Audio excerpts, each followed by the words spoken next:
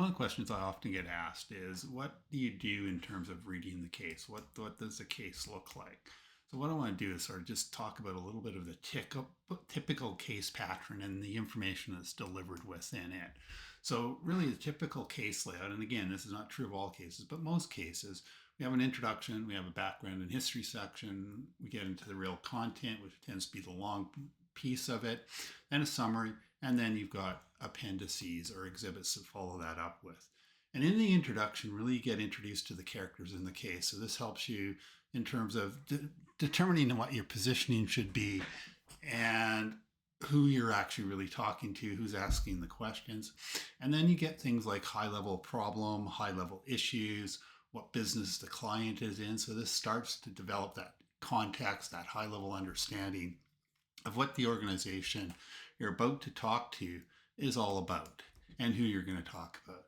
Then you get into more of a background history type of section, which generally talks a little bit more about the corporate culture, past and current events, the structure of the business, what business the organization, and it tends to go a little bit further than that. So here you get a really good understanding of the culture of the business, the audience that you're going to talk to, get a really good idea in terms of some of the things that might be available in terms of options and some of the things that definitely won't be available in terms of options in terms of when you start to talk about your solution. And again, it gives you that history, the past and current events, so you can see what the company or what the authors thought, the company, the big events, the things that have been success, the things that may have been failures in terms of the organization in the past.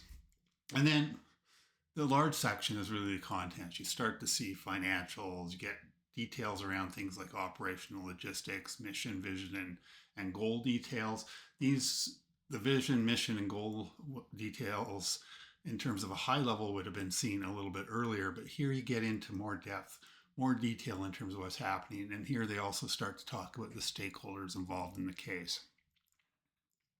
What you get out of this is an issues understanding and really the ability to develop that context that you need in terms to understand the problem, understand the organization, understand the stakeholders, understand your audience, and start to put that together and really start to develop what your plan should look like and what types of details you need in that plan so that you can tell a story that's going to connect and resonate with that audience, with the characters that have been identified in the case, and go from that piece of it.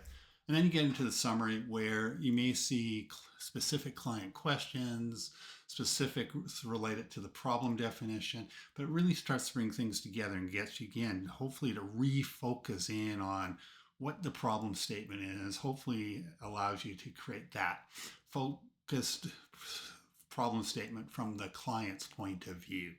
And again, I think another important piece here is going back to the client question. These are the questions that your client's asking and that there's expected answers. There may be some of those in earlier sections, but definitely the most important ones happen in the summary. And this is all followed up by the appendices, which have things like financial statements, industry information, more company information, and then various other visuals. And this gives you strong details. It's also a section I quite often look at first just to sort of see what's there. And I often will take a quick look at the financial statements just to see what they look like, where there's big numbers, where there's big changes. So that directs me as I'm reading through the case. Maybe these are some of the details I want to look out for. And there may be some other pieces of those in the industry or the company information that may have that. So I think my advice to teams is always to at least scan through the appendices before you read the case. Gives you a little bit of an idea in terms of, and maybe some context in terms of how you should focus, how you should read that case, the types of things you should pay attention to.